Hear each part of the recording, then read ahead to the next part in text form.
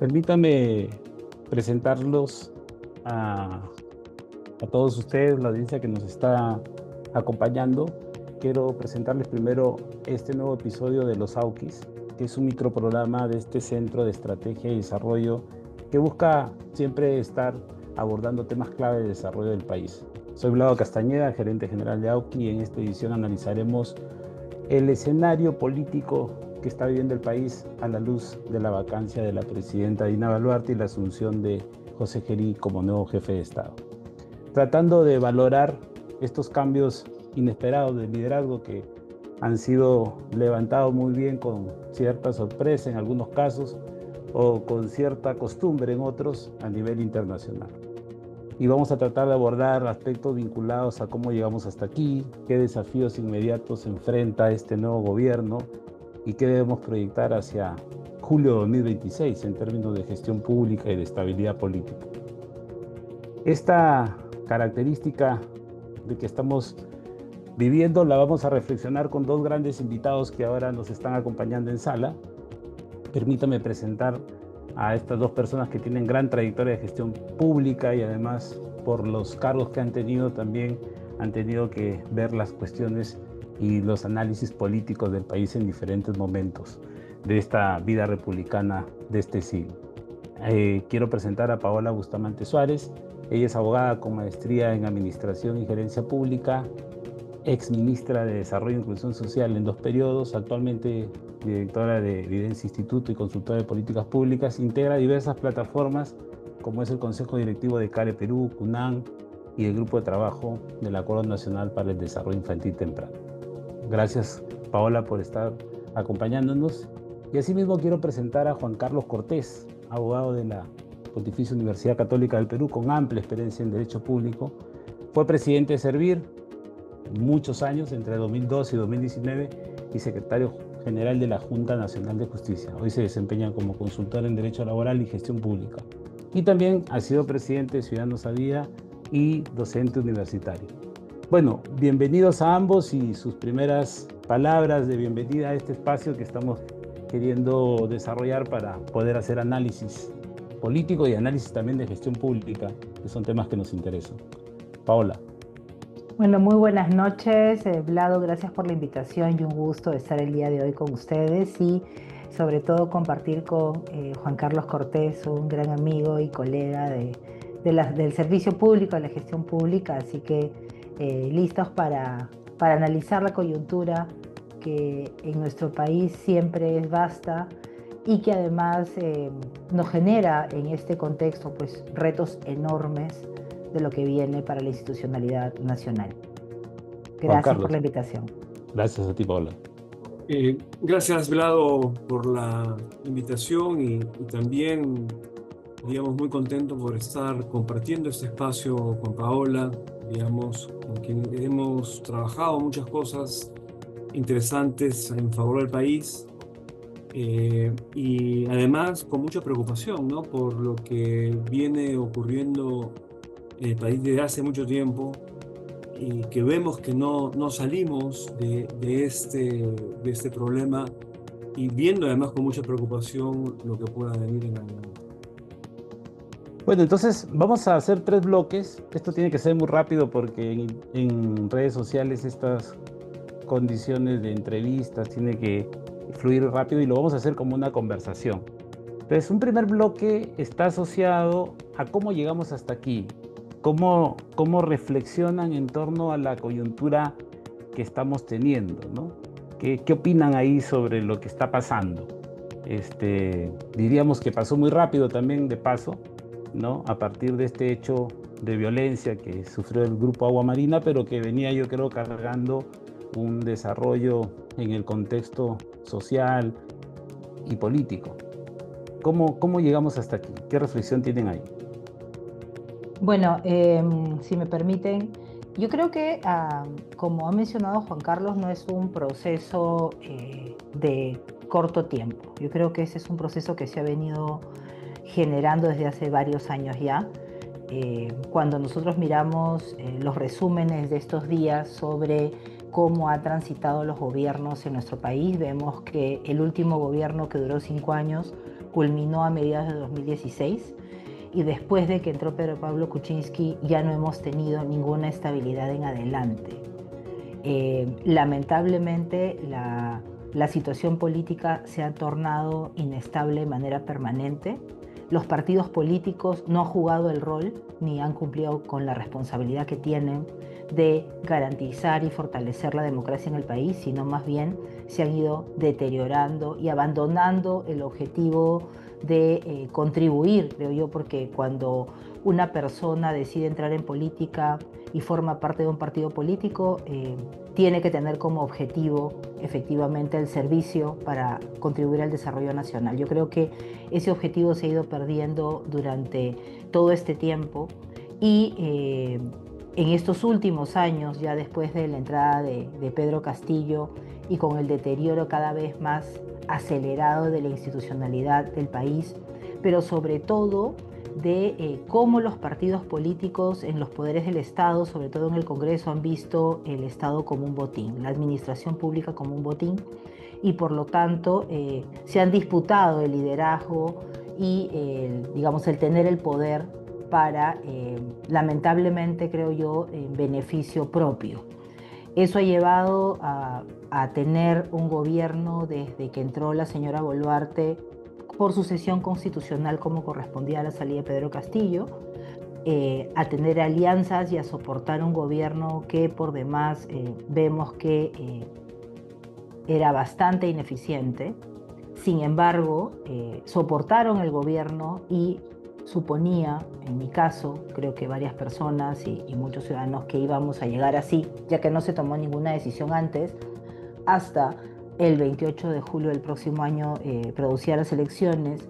Y lo que ha sucedido realmente en esta semana, básicamente el día jueves, ha sido, desde mi punto de vista, un oportunismo político que ha utilizado el Congreso, porque la situación de delincuencia e inseguridad se ha venido agravando en todo este tiempo, y lo que ha sucedido con el concierto de Aguamarina y también con el asesinato lamentable de conductores de transporte público todos los días en estas últimas semanas, estos últimos meses, digamos que no ha sido algo distinto el día jueves. Creo que lo que ha acelerado es la conveniencia política de que alguno de los partidos dijo vamos por la vacancia, y quienes venían soportando y siendo digamos, la base de soporte al gobierno de Dina Boluarte pensaron que eso le podía caer mal y tomaron una decisión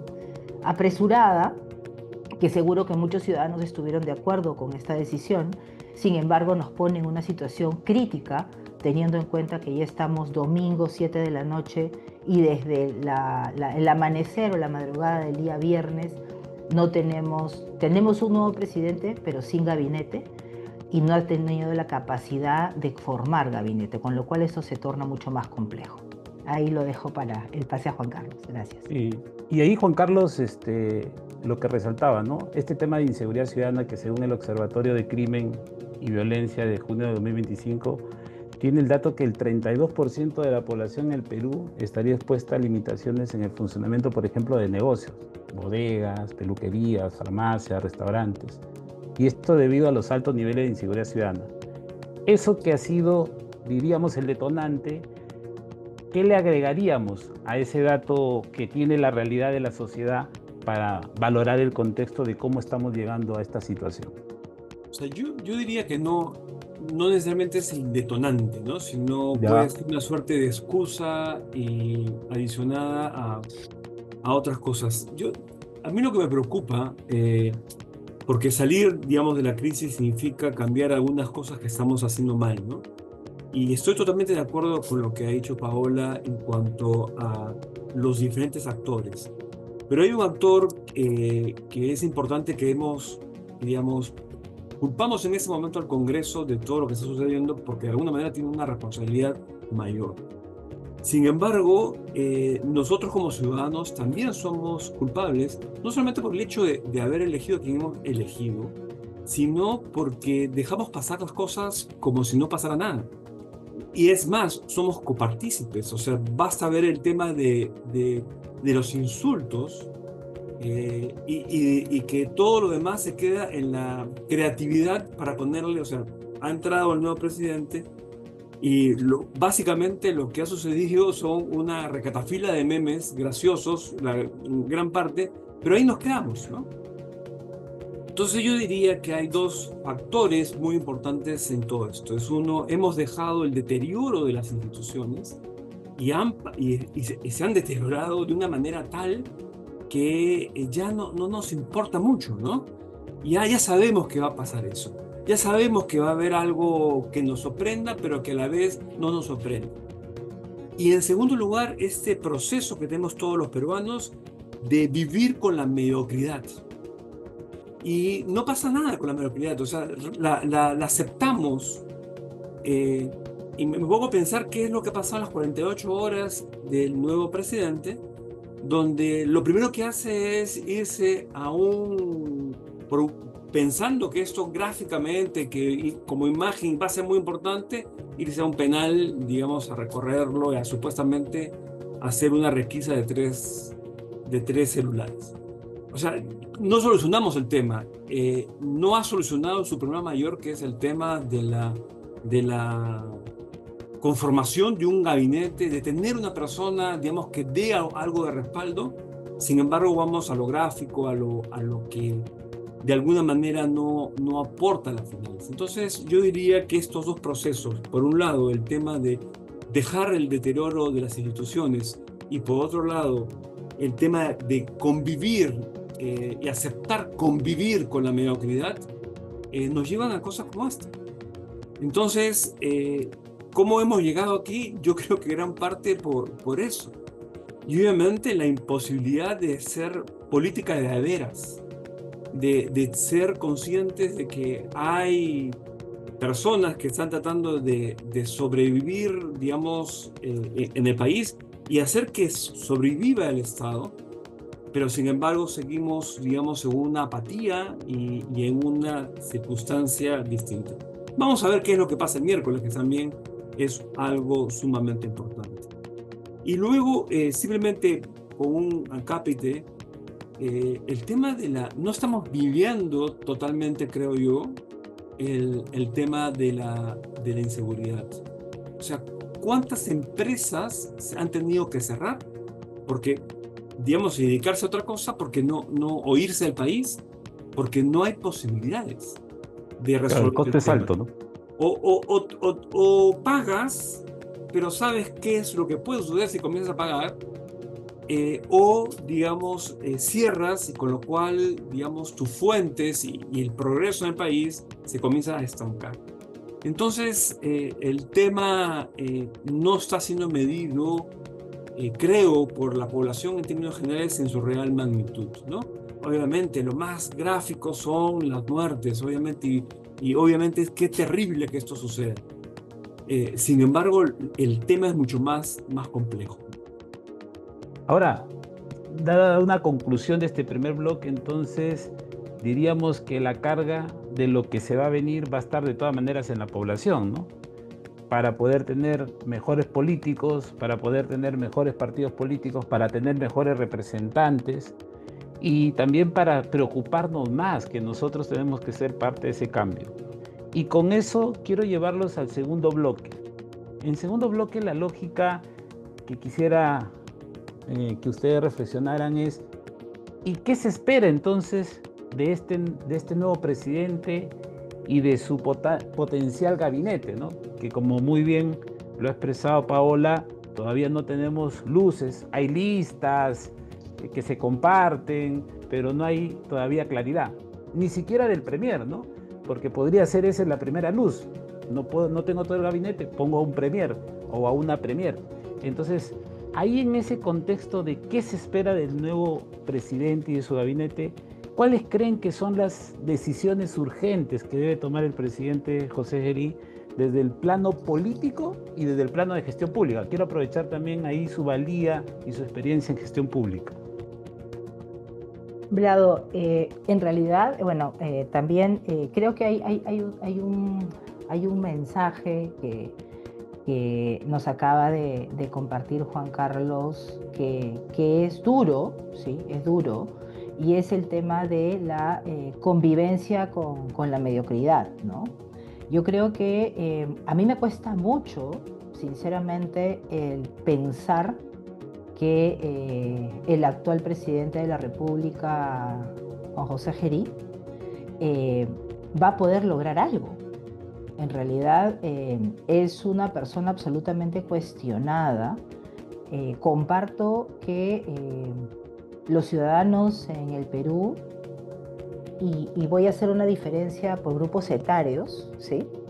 Creo que cuando hablamos de personas probablemente de nuestra generación, estamos viendo que, a ver, ¿cuál es el paso que sigue, ¿no? Ya está él, no tenemos otra opción, entonces que conforme un gabinete, ojalá que de medianamente para arriba, calificado, que pueda sacar adelante y pueda por lo menos atender los problemas de urgencia del país. Sin embargo, la población de generaciones más jóvenes que las nuestras, por decirlo de alguna manera, en estos días ha levantado la voz para decir que el perfil de quien hoy es presidente de la República no debería ni siquiera tener el alto honor de ser presidente de la República. Yo creo que me cuesta creer todavía, aunque yo soy absolutamente democrática, ¿sí? Y creo en el sistema democrático, me cuesta creer cómo este señor va a pasar la valla de esta semana. Me cuesta creer que en casi 72 horas que dentro de unas horas se van a cumplir, no haya logrado conformar gabinete. Que esas listas que están circulando en redes son listas absolutamente absurdas, ¿sí? Por decirlo menos, que alguien está construyendo y poniendo nombres que a la sazón es evidente que no forman parte ni van a formar parte de un gabinete de este señor. Entonces, creo que lo primero que tiene que hacer para sobrevivir esta semana es tener un primer ministro o una primer ministro, ¿sí? Una primera ministra que le dé realmente el soporte de legitimidad que él no tiene, ¿sí? Y que permita esa persona que asuma, por lo menos que comience a coordinar la conformación de un gabinete que se base en la confianza de ese primer ministro, sea hombre o mujer, porque el señor Gerí no tiene la capacidad, ¿no? de arrastre, como conversaba ayer con algunas personas, que puedan decir, bueno, está aquí, hay que apoyar y hay que sumar por el país, ¿sí? El costo de asumir el gabinete de esta gestión de Gerí va a ser bien alto para quienes decidan hacerlo, ¿sí? Y siempre me imagino que siempre es importante pensar en el país. Sin embargo, creo que esa elección lo primero que va a tener que hacer es salir adelante esta semana, tener un primer ministro que permita convocar a un gabinete que le permita además gestionar un país totalmente convulsionado. Y lo segundo e inmediato es identificar evidentemente una estrategia que pueda generar algún tipo de reacción, atención a la situación de inseguridad enorme. Nosotros nos quedamos chicos cuando analizamos, hoy día leía una de las noticias que se va a crear un comité de policías como un grupo de tarea para que atiendan las extorsiones a los transportistas, ¿sí? O sea, solo para los transportistas, pero en realidad en Lima y en muchos puntos de nuestro país, pero para hablar de Lima, las bodegas, las peluquerías, los pequeños negocios, los comedores populares, los señores que venden papa rellena, los heladeros, todos están pagando cupo. O sea, la situación es terrible. O sea, no podemos pensar y no podemos dar la espalda a pensar que solamente son los transportistas. No, todos los pequeños negocios en el país, los emprendedores y los pequeños negocios están siendo extorsionados. Por lo tanto, no se puede, ¿no?, soslayar y dejar de lado. Entonces, conformar gabinete, un primer ministro que sea convocante y que permita atraer buenos cuadros al gabinete. 2, ¿qué va a hacer con Incidencia Ciudadana? Y 3, dedicarse a trabajar para tener unas elecciones limpias y transparentes. Y aquí nuevamente me sale la duda, porque el señor Gerí ha sido puesto por el Congreso para manejar todo lo que viene en adelante, incluidas las elecciones. Entonces, en realidad, me cuesta mucho tener alguna esperanza respecto a lo que pase en esta gestión de Gerí para el país. Juan Carlos, el presidente en su discurso dijo tres cosas, ¿no? Seguridad ciudadana, dijo elecciones limpias y transparentes y dijo estabilidad política. ¿Cómo ves tú? O sea, es bien interesante la posición de él, ¿no? Es para poder ver las cosas en su magnitud. Y claro, puede decir muchas cosas y qué es lo que puede hacer, ¿no? Porque, en primer lugar, el Congreso lo ha puesto, como dice Paola, pero el Congreso no son sus amigos. O sea, no lo van a respaldar. No. Entonces, es más, ya lo han dicho, ¿no? Ya varios dirigentes políticos de diferentes partidos han dicho, bueno, lo hemos puesto, pero no vamos a aportar. Digamos, sí, vamos a tratar de sostenerlo, pero es bien difícil que él vaya a poder, digamos, tener digamos, un paraguas, una ayuda por parte del Congreso. Porque además tienen, digamos, desde su óptica más electoral, van a tratar de alejarse del Poder Ejecutivo. Segunda cosa, premier que tenga legitimidad, ¿no? Es bien difícil que pueda encontrar una persona con legitimidad que pueda aceptar este cargo, ¿no? Porque además, si es una persona que tenga cierta legitimidad, va a pasar por el tamiz del Congreso, va a poder hacer todas las cosas que se pueden hacer. Él ha señalado en un tuit hace muy pocas horas diciendo que estamos ya armando el gabinete, pero digamos, si era una persona con legitimidad, ¿no era importante decir quién era la persona con legitimidad? Entonces, yo creo que se abren escenarios en esta semana y está el fantasma de Merino, ¿no? Entonces, por un lado, tienes que los comunicados, o el comunicado, uno de ellos, de la generación Z decía, por si acaso, digamos, nosotros sacamos a Merino. Por otro lado, digamos, el pedido de perdón del día del discurso, el día jueves, tiene que ver con eso. Obviamente, yo creo que voy a ser distinto, pero está la situación de tal manera que en realidad va a depender mucho en el escenario 1, que es que no se acepte. Algunos candidatos ya han señalado que no van a aceptarlo. Entonces van a comenzar, me parece rarísimo que todos los demás candidatos no hayan dicho nada, pero algunos pocos han señalado vamos a sumarnos a esto. Entonces, que además puede ser rechazado por la propia generación Z, ¿no? Entonces, yo creo que el escenario es sumamente incierto de lo que pueda suceder. Ahora, el tema es, el problema principal, inseguridad. ¿Cuál va a ser, dónde está la inteligencia en esto para poder decir esto es lo que vamos a hacer? Digamos, no lo hemos encontrado hasta este momento. Entonces, o no se ha querido descubrir. Entonces, ¿qué cosa se va a hacer con la seguridad? Porque lo que tendría que haber es ciertamente un cambio radical digamos, en capturas, en, digamos, diversas, digamos, personas que caigan y vayan a la cárcel y que sean rápidamente apresadas, etcétera, etcétera, ¿no? Entonces, ¿eso va a suceder? ¿Es posible que suceda? Que es una cosa que no me queda muy clara. Lo más fácil va a ser, creo yo, acudir, como ya se hizo, acudir a las Fuerzas Armadas, ¿no? Entonces, y que vemos que no ha habido solución, o la declaratoria digamos, de estado, de algunos de los estados de urgencia, que tampoco ha tenido alguna circunstancia, ¿no? Que haya ayudado. Entonces, el escenario es bastante sombrío, ¿no? ¿Tiene capacidades? No. ¿Hay posibilidad de un premier legítimamente? No. ¿Qué va a aceptar la calle? Digamos, son cosas que todavía esta semana se van a determinar. Sí, es bien interesante el panorama, ¿no? Creo que, como dijiste tú muy bien, el fantasma Merino nos deja esa conmutación, ¿no?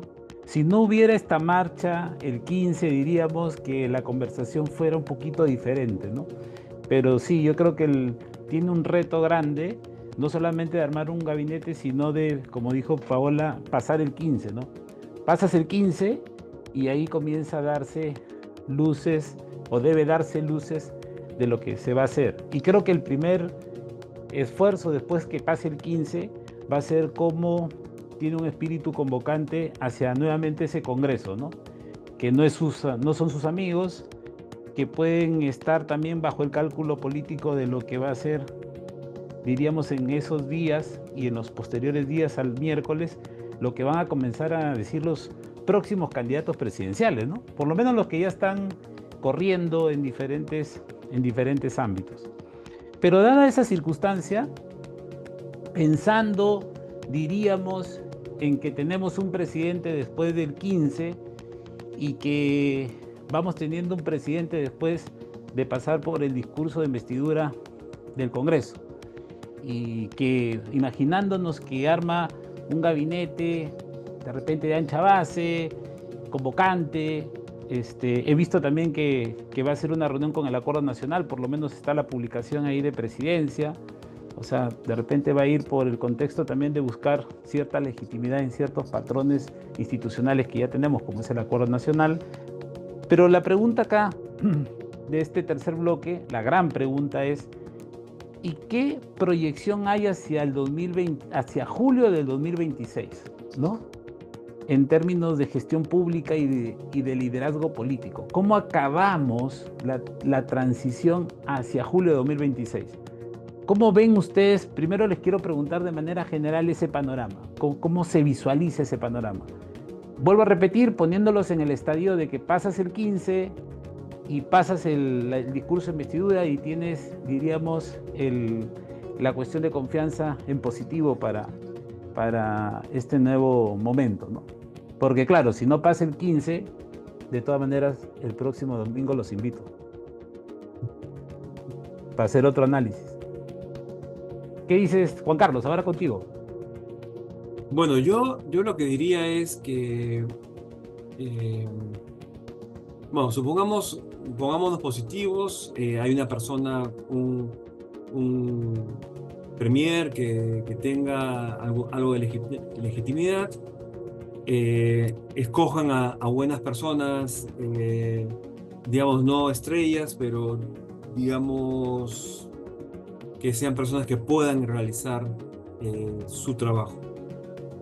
El tema, en el mejor escenario, es dedicarse a 3 o 4 cosas principales. Cosa que no creo que debe estar en la cabeza del presidente, que creen que con 7 meses pueden hacer muchas cosas. Y creo que deberían ser más o menos las siguientes, ¿no? La primera, obviamente, es el tema de inseguridad. Digamos, buscar algún tipo de soluciones reales y rápidas a esto. La segunda, yo creo que debería dedicarse a ver que las cosas van a funcionar en el caso de las elecciones. Por lo tanto, eso significa ningún tipo de injerencia, de ningún tipo de acto que puedan apañar las elecciones.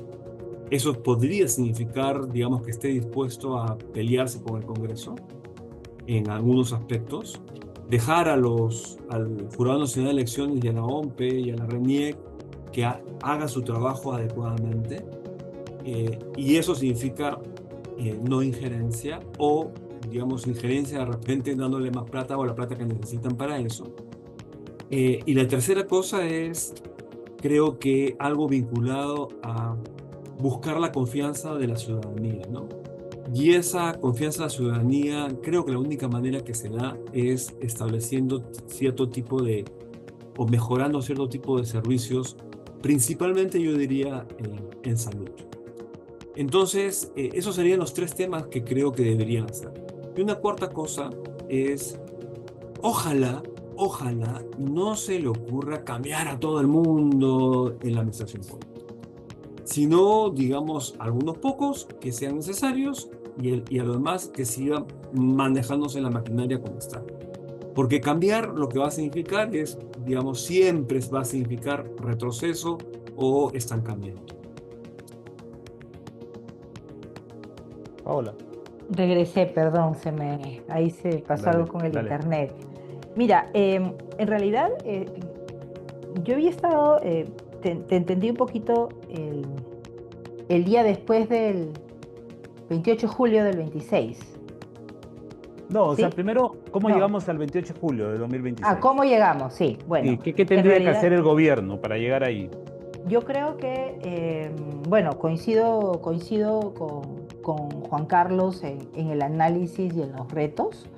Creo que va a ser bastante complicado el tema de la confianza. Yo creo que debiera apuntar a un tema específico. O sea, el aparato del Estado, vamos, estando de acuerdo con todo lo que ha señalado Juan Carlos, el aparato estatal, ¿sí? Siempre sigue funcionando, no es que nada pare, ¿no? Como vemos ahorita sigue funcionando, ¿sí?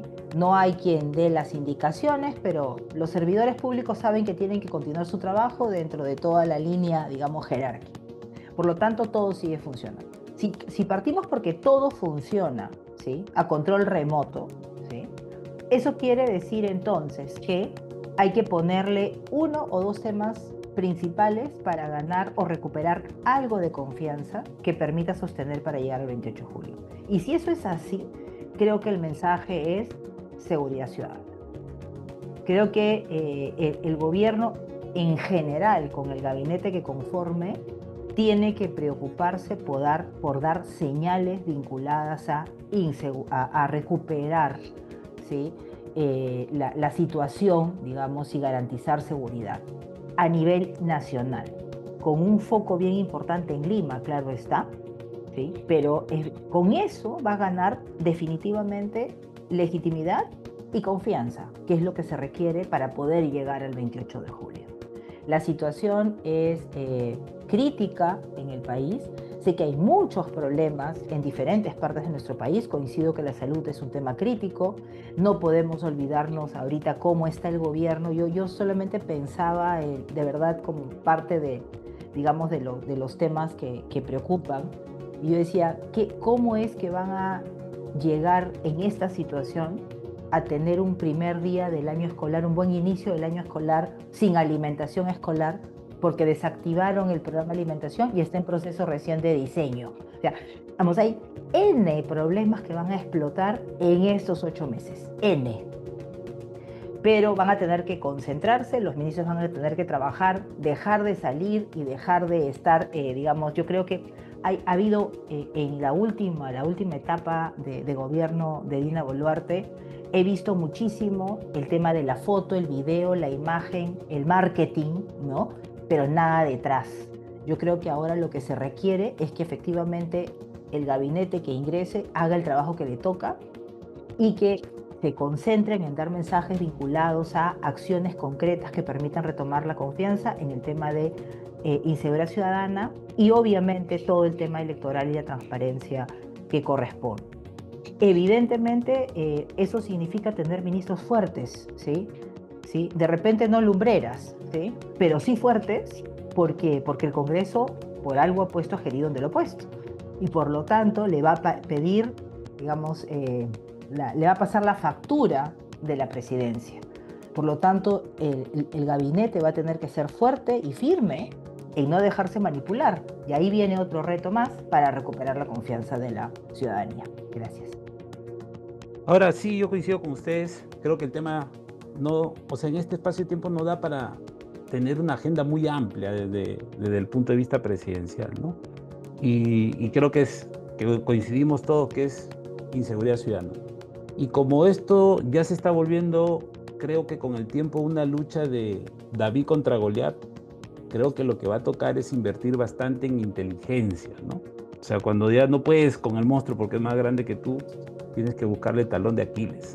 Entonces creo que ahí podría tener hacia adentro del tema de inseguridad ciudadana algunos puntos de inteligencia en los que hay que abordar el problema, ¿no?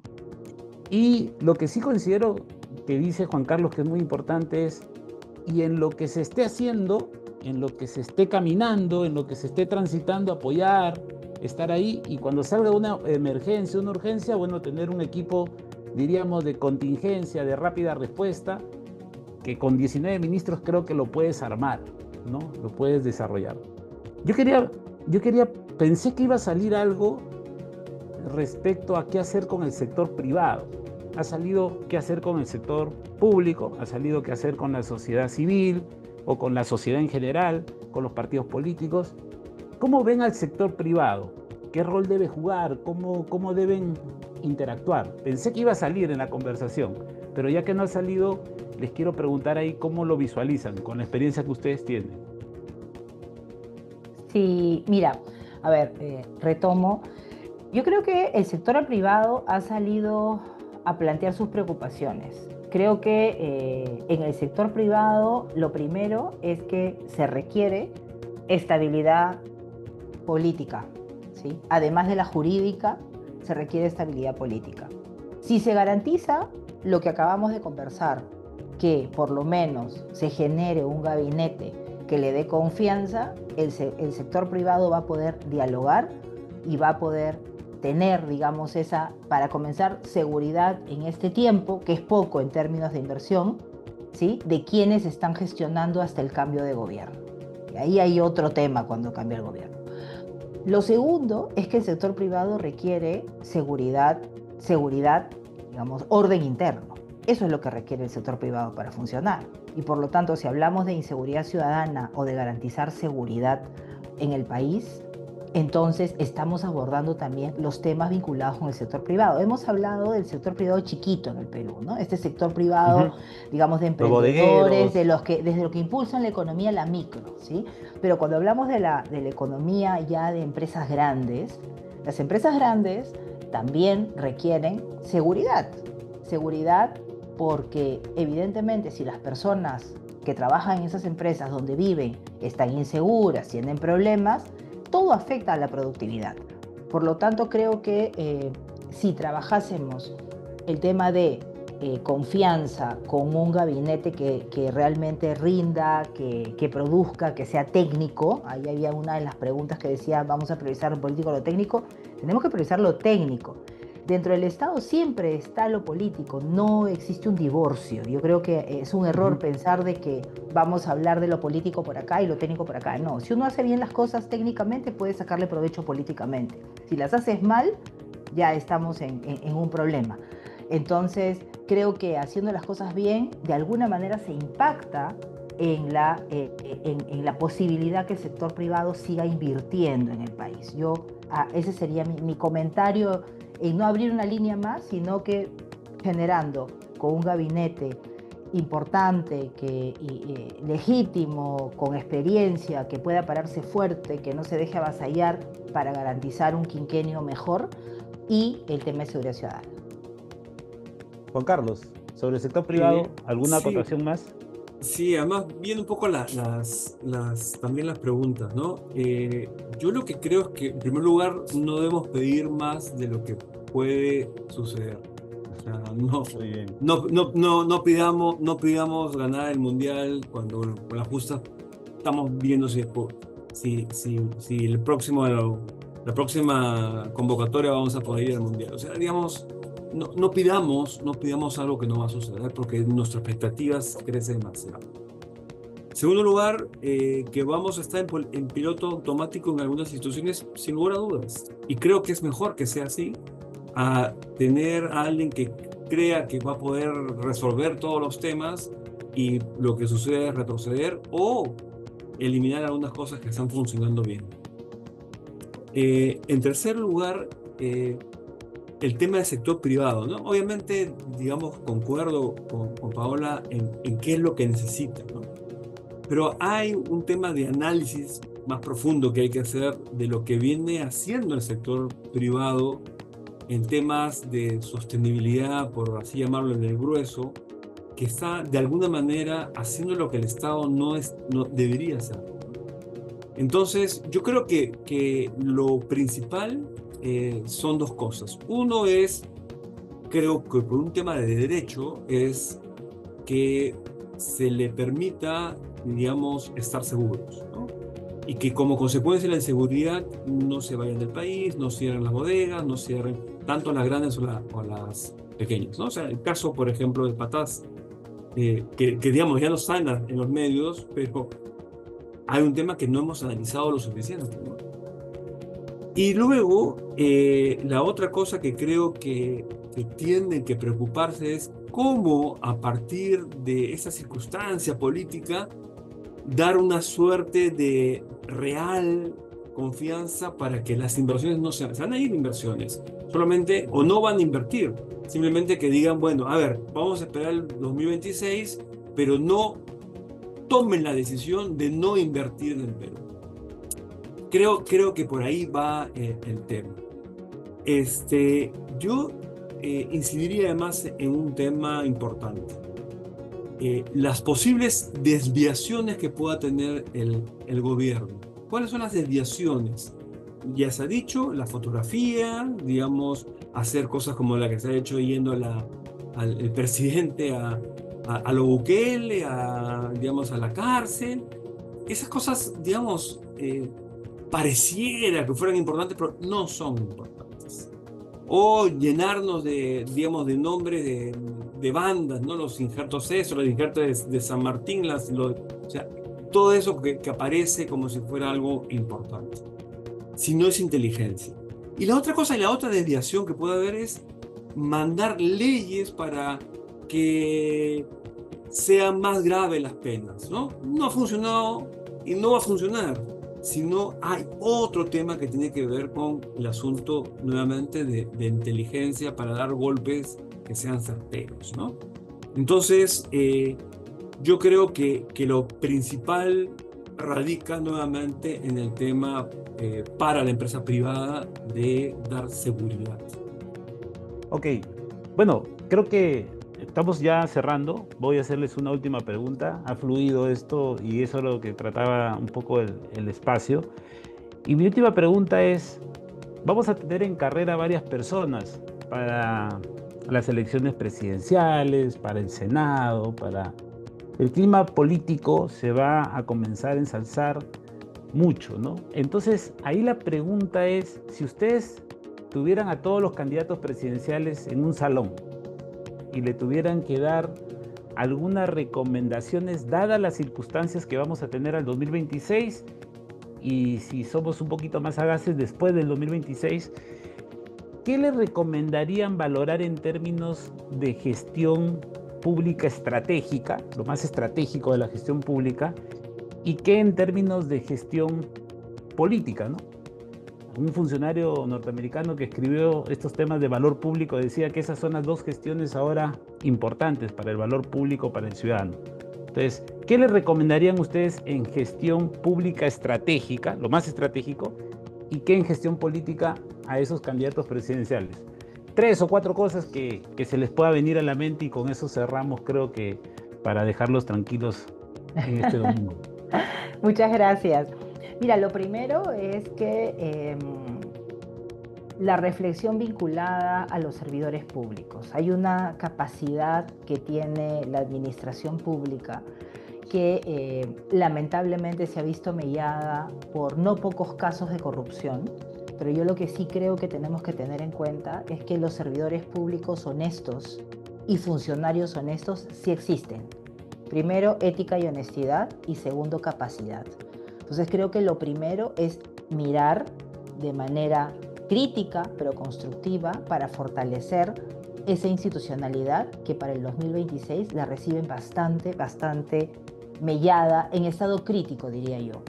No solamente porque ha habido salidas de mucha gente capaz que aportaba, sino porque las personas que se han quedado también han tenido que soportar, digamos, los vaivenes de las voluntades por todos estos cambios de gestión que se han dado. Entonces, lo primero creo que se tiene que fortalecer y mirar a los equipos a la interna para poder sacar adelante. Es mentira pensar de que cuando llega una autoridad, solo porque llega la autoridad las cosas cambian. No, la autoridad sí va a dar lineamientos, va a trabajar apuestas, pero requiere de la capacidad del equipo y eso es clave.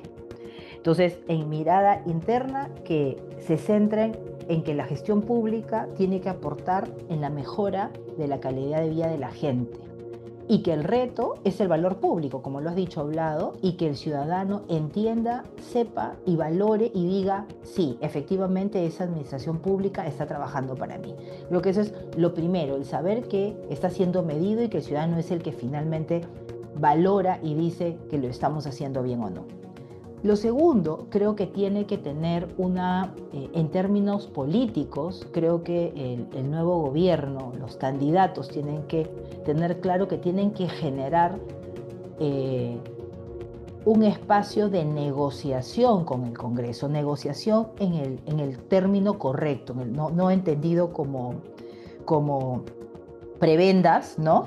Sino más bien de negociación de cara a la población, donde se tienen que derogar una serie de normas que permitan poner orden al país. Porque en este quinquenio se han aprobado normas que van en contra no solo de la institucionalidad, sino que apuntan a priorizar más bien que avance el crimen organizado y una serie de situaciones que afectan directamente al Estado de Derecho y a al propio país. Entonces creo que ahí el gobierno tiene que tener claro cuáles son ese paquete normativo que tiene que derogarse, para comenzar a aprobarse un paquete normativo, pero sobre todo derogar paquetes de normas que permitan avanzar.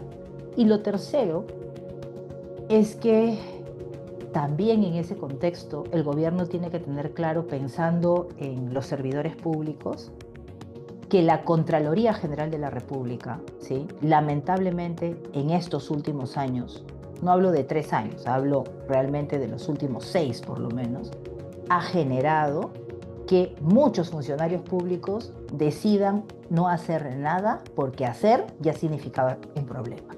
La Contraloría lamentablemente, ¿sí?, ha generado una situación de perjuicio a la gestión pública, no porque pensemos en que está persiguiendo a los que cometen actos de corrupción, sino porque lamentablemente es una institución que a través de no hablo de todos tampoco, pero tenemos ejemplos vastos, donde a través de mecanismos de control, ¿sí?, identifican responsabilidad en funcionarios y servidores que se pasan 10 años en procesos y ganan porque son inocentes.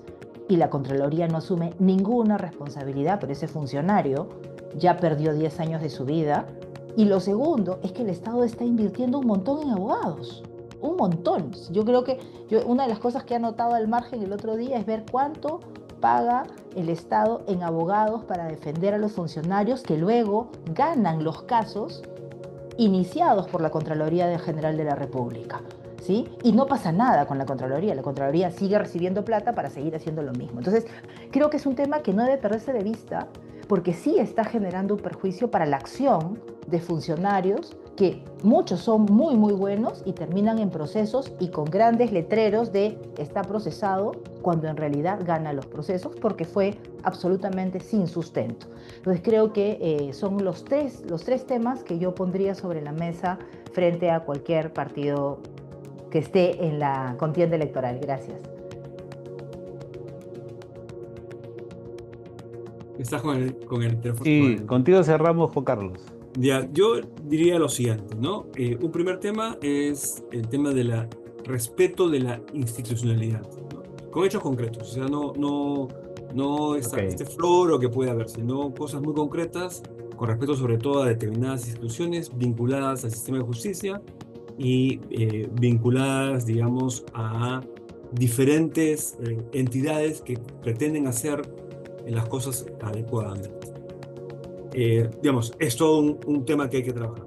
Segunda cosa, coincido plenamente con Paola en el tema de servidores públicos, yo diría meritocracia. Recordemos que hace muy poco el presidente del Banco Central de Reserva, digamos quizás la persona con mayor legitimidad en ese momento en el país, dijo claramente hay que respetar la meritocracia.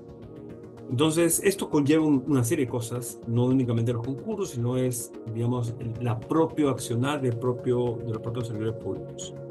Pero también un tema, digamos, que no está sucediendo en el país, que es la razonabilidad. Y eso tiene que ver, digamos, complementariamente con lo que señala Paola con respecto a la Contraloría, ¿no? Pero el tema de la Contraloría es mucho más complicado todavía porque no es únicamente el de la persecución digamos, o tener, gano yo si es que hay más procesos, ¿no? Sino de suplir la gerencia. Porque, digamos, yo creo que debe ser así. Entonces, el gerente tiene que hacer lo que el contralor o la Contraloría dice, porque si no, digamos, ya sabe dónde va a acabar. Entonces, el tema, y no es únicamente la Contraloría, es la Procuraduría, es el Ministerio Público. O sea, el día de jueves ha salido una noticia, digamos, en el comercio, diciendo casi 60.000 casos de corrupción están en riesgo por crisis de las procuradurías. No hay 60.000 casos de corrupción. Lo que pasa es que todo que va es corrupción.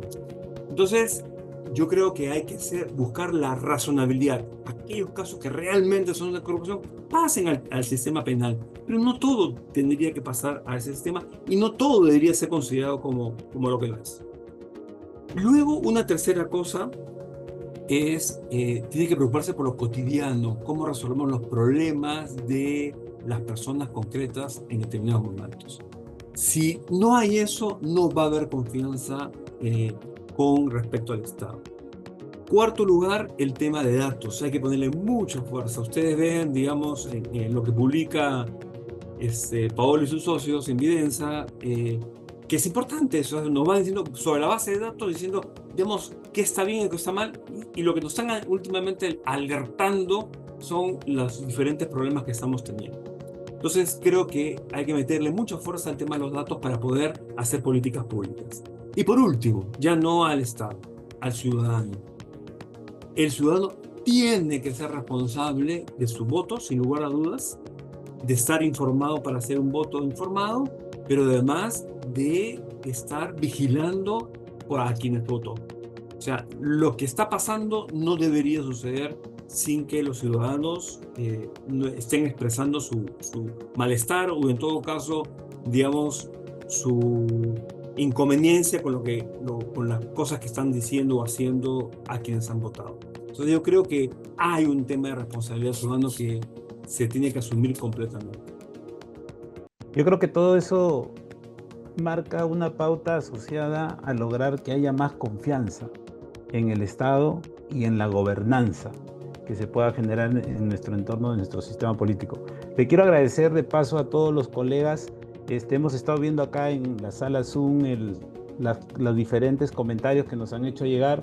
Creo que tanto Juan Carlos como Paola han podido de alguna u otra forma aprovechar las preguntas para responder esos comentarios, así que estaba haciendo una revisión rápida y creo que hemos podido cubrir casi todos los puntos y hay algunos comentarios que está bien que los coloquen para la reflexión. No me queda sino más agradecerles por acompañarnos en esta nueva edición que hemos tenido de los AUKIS, que es el programa que le hemos puesto a este espacio. Agradecemos sinceramente a Paola y a Juan Carlos por su tiempo, por compartir su análisis con nosotros y a toda la audiencia que nos sigue desde las diferentes plataformas que tenemos en AUKI. Los invitamos a ver este y otros programas a través de nuestro canal de YouTube y a seguirnos en redes sociales como @AUKIconsultores para continuar muchas más conversaciones sobre nuestra preocupación sobre nuestro Perú. Soy Vlado Castañeda, gerente general de AUKI, y nos encontramos muy pronto en un próximo episodio. Gracias Juan Carlos, gracias Paola y hasta la próxima. Buen domingo para todos. Muchas gracias, un gusto, hasta luego. Nos vemos.